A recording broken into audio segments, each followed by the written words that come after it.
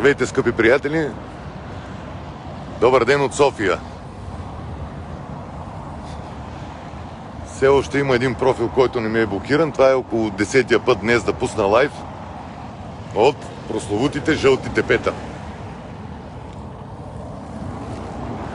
Паметника на цар Освободител. Сигурно много от вас се чудят какво правя в София. Ами нищо, търся Мечо Пух.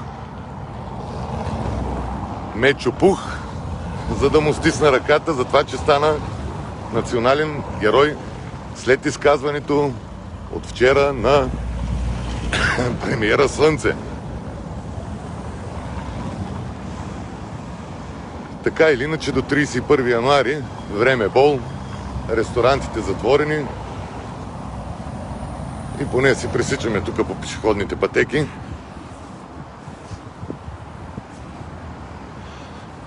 Пътюм, ходейки към Руската църква, за да запаля една свещичка за здравето и просперитета на всички работещи на първа линия, за всички работещи в ресторантьорския бизнес на втора, трета и 10-та линия, където всъщност учените установиха, че е гнездото на коронавируса. Да. Не напразно започнах лайфа си от надписа "Съединението прави силата". Едно съединение, което вече години наред го няма. И го няма затова, защото целокупният български народ се подава много лесно на манипулациите и на интригите на управляващите в нашата любима татковина. Родина прекрасна, държава мащеха. Най-вероятно ще отнеса така доста стабилни за пореден път обидни квалификации и упреци, но в крайна сметка пък това си е моето мнение, като не задължавам никой да го споделя и подкрепя. Интересното ми е, приятели, как след като се опитаха да ни разделят, излизайки с оправданието, че ще повишат заплатата на нашите приятели от полицията, удържайки пари от детските, след като ни разделиха по въпроса за туризма, планинския и черноморския, след като ни разделят на тема здравеопазване, колко безотговорни сме към лекарите, като си има предвид, че лично аз имам доста познати медицински лица, пред които поклон. След като ни разделят на партийни и на футболни агитки, сега с последния им опит, оставайки обикновените заведения затворени, ресторантите към хотелите да бъдат отворени, единственото, което виждам, че се цели, е само и единствено отново да бъде разединен народа и гилдията. За съжаление, им се получава успешно, понеже колкото и да съм водил спорове и да съм бил упрекван, истината е една. Българина стана професионалист в това да бъде обединен срещу, а не за. И между другото, сега ще ви отведа на едно много хубаво място, на което се опитах днес преди едни мои срещи да направя един лайв, но понеже ми беше блокиран, малко ще дам назад, понеже ми беше блокиран профила, качих видеото в YouTube, но Facebook е по-актуален. Там има един лагер на системата ни отбива, който лагер има една много хубава коледна елха, украсена с павета, импровизирани естествено, с надписи, упрекващи позицията и действията на отровното трио. Аз лично, между другото, преди време споделих, че не са особено коректни в протестите си, защото след като оглавяват народното недоволство, така да го кажа, беше хубаво да дават и думата на обикновените хора. И аз, така присъствайки на един от протестите, поисках да споделя мнението си относно остров Свети Кирик, защо години наред не се дава, относно интересите към остров Свети Иван от едни интересни хора, които най-вероятно в последствие ще се разбере и ще стане ясно. Сега не искам да говоря отново в теорията на конспирацията. И всичко това тогава го казах, но бях упрекнат, че все имам нещо да кажа и все за нещо съм недоволен. Аз като цяло бях доволен от протестите, въпреки че не се даваше думата на обикновените хора, но изказах съмнение, виждайки колко интересни личности ги посещават, че тези протести за пореден път ще бъдат яхнати и политизирани. И много лесно се случи това с хвърляне на няколко емчета чрез обслужващите медии. И разединението се получи. Следващите представители на Народното събрание след март месец няма да излезе като цяло да го махнат този надпис "Съединението прави силата", защото съединение, според мен, в България няма от тогава, от когато се е случило самото съединение. Затова, защото какви са методите? Държиш българина гладен, в безизходица, опрява ножа до кокала и съответно, защото все пак ние сме някакъв вид животински представители, нали, като тръгнеш създаването на човека. Това не мога да не ви го заснема. Извинявайте, едно леко лирично отклонение. Докъде ни докараха в България?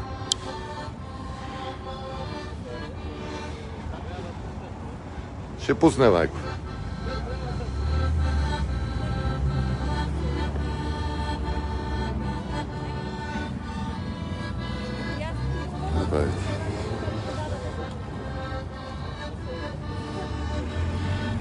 Няма. Някакви.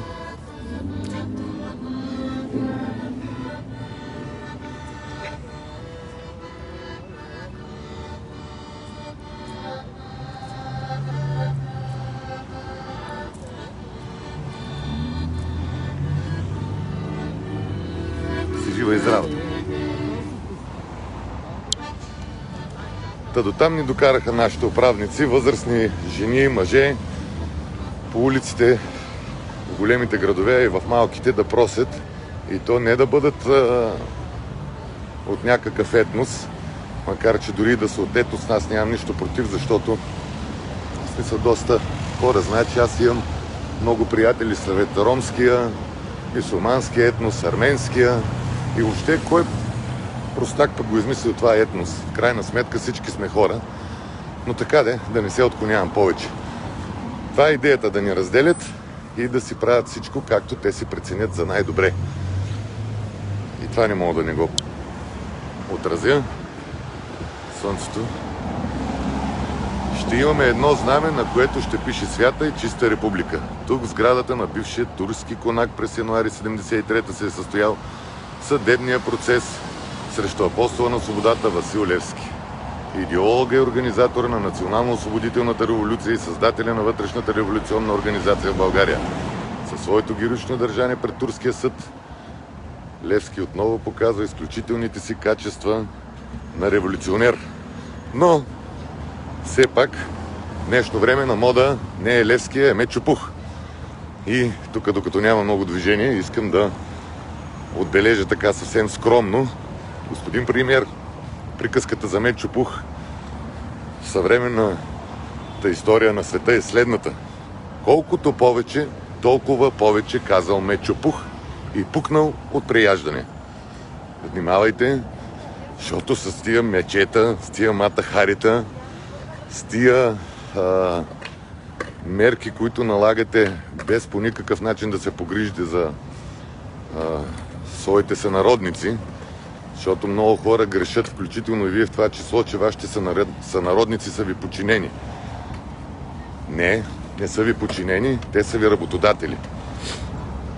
За съжаление обаче отдавна българският народ е забравил, че в Кодекса на труда, когато не си изпълнява служебните задължения, може да бъдеш уволнен дисциплинарно. Няма лошо, че пиарите ви са се погрижили и са разтурили протести и така нататък, но има една друга поговорка, която гласи: затишие пред буря. Всички тези хора, с които се подигравате и ги оставате без работа до 31 януари, които ги оставате без пукната пара за празниците, да подарят подаръци на своите деца, на своите близки, на своите родители, на любимите си, те в един момент леко ще дадат заето. Не господина с присъдената коса, който откъде падна и не издранча и го направихте министър на здравеопазването, да обяснява, че той не искал да се хвали, видиш ли, с излекувани българи, а той искал да се радва и да се хвали с здрави българи. Няма как. Първо вие ударихте психиката на българина, а когато на един човек му удари на психиката, оттам неименуемо се срива имунната система. Така че ето, пази Господ.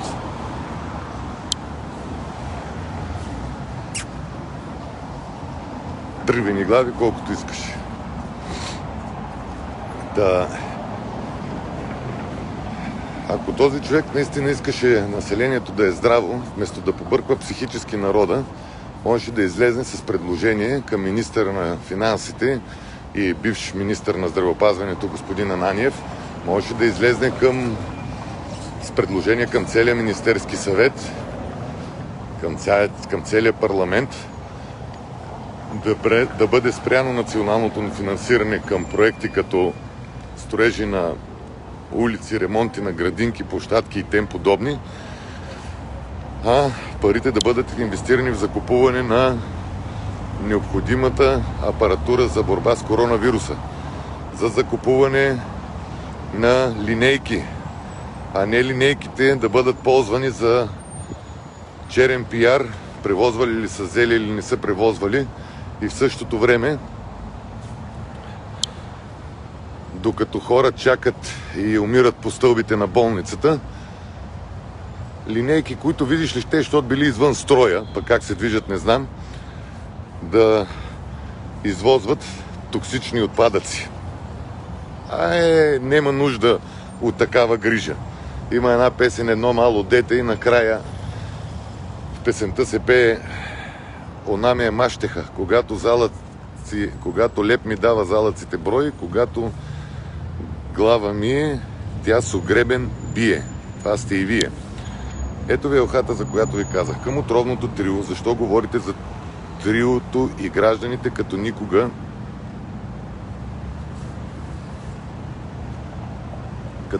за нищо не сте се допитвали до гражданите.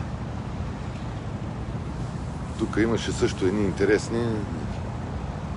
Защо не се допитахте до протестиращите преди да обявите на 116-я ден прекратяване на ежедневните протести пред Министерския съвет? Тук за Гешев, тук какво пише? Велико народно въстание.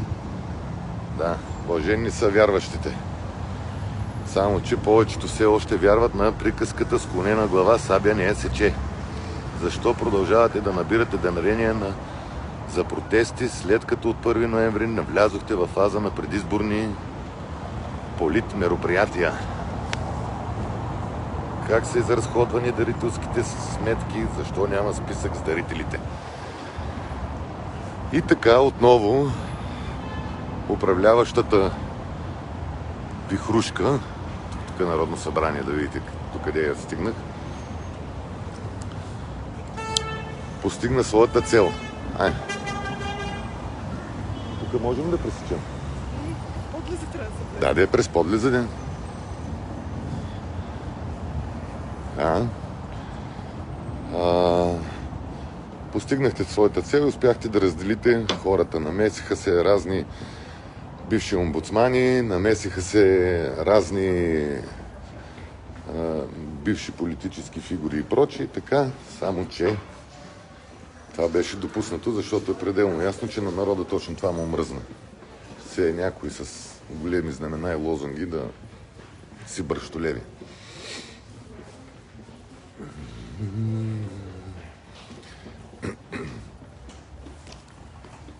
Тук е към президентството.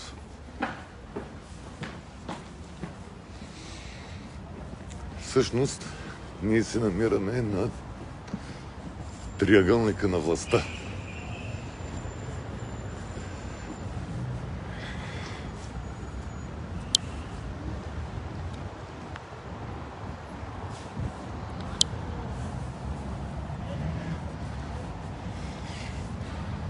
И тук има интересен така.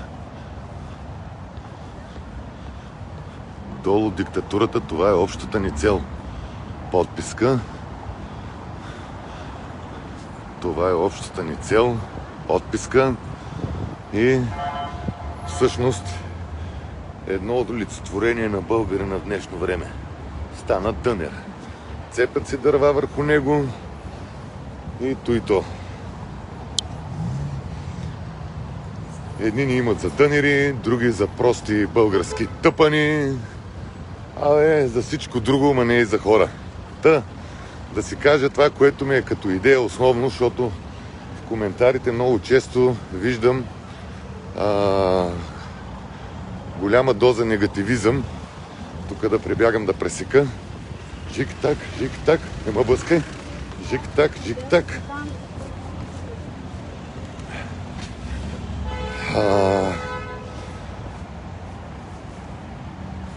Че има някакъв вирус, има. Че той взема жертви, Че както цяла Европа налагат мерки, трябва да има някакви мерки. Но толкова ли е трудно през всичките тези години да се вземе добрия пример от Европа? Като се имаме за големи европейци. Като ставаме прави на одата на радостта, нали, на европейския химн. Как едно семейство, примерно, което включва готвач, сервитьорка с 2 деца, да посрещне празниците, като ще получи обезщетения януари месец. Няма какво се заблуждаваме, че с една заплата на сервитьор или на готвач е трудно да отделиш пари и да кажеш, аз тази година съм спестил 2 или 3 хиляди лева. Това е... Пак опираме малко до приказката с мед чупух. Измислени приказки. Това е основният ми апел, който имам към всички управляващи. Като сте решили да запалите гнездото на чумата, според вашите виждания, това е ресторантьорския бранш, и палите гнездото, като затваряте всички заведения, що не мерите с един аршин за всички. Ето да ви покажа как се спазват вашите дистанции в София, госпожо заместник-председател на ГЕРБ.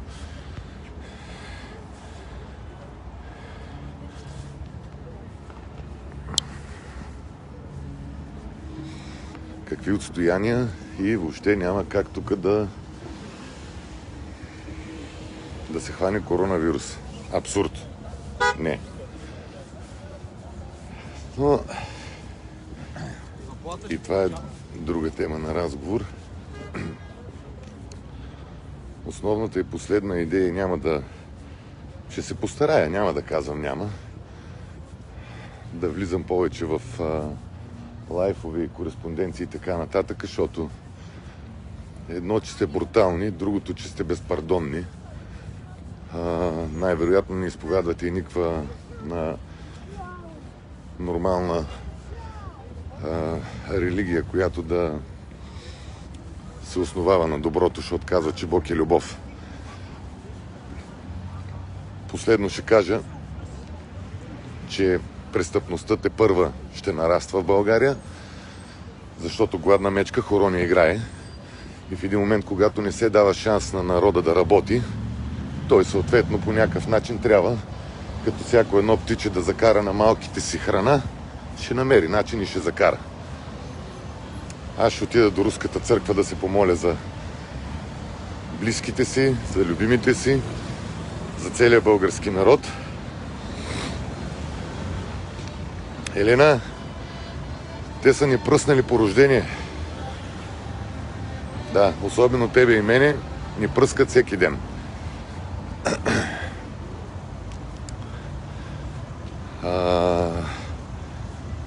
Дано да има повече човечност във всеки един от нас, винаги към това апелирам, да сме малко по-смирени и да вярваме в доброто.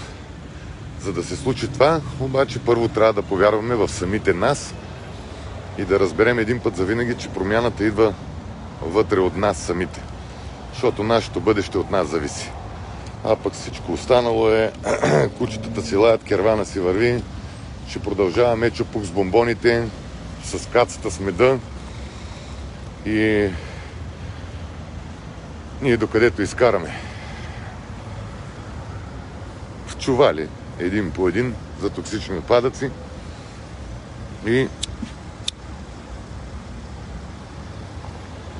това е. А тези, които успеят да избегнат чувалите, за чужбина. Пожелавам ви дълголетие, радостни, щастливи коледни мигове. Благотворителният дядо Коледа ще се състои. Той ще разнесе подаръци по община Созопол със съдействието на община Созопол. Събраните средства ще бъдат използвани, за да се подпомогнат крайно нуждаещи се семейства, които да могат да посрещнат що годе нормално коледните и новогодишни празници. Обичайте се, правете любов, не война, бъдете обединени и нека нашите прадеди да не са си дали живота ей така на хаос. Хо-хо! Отивам да се постарая все пак да намеря мечепух.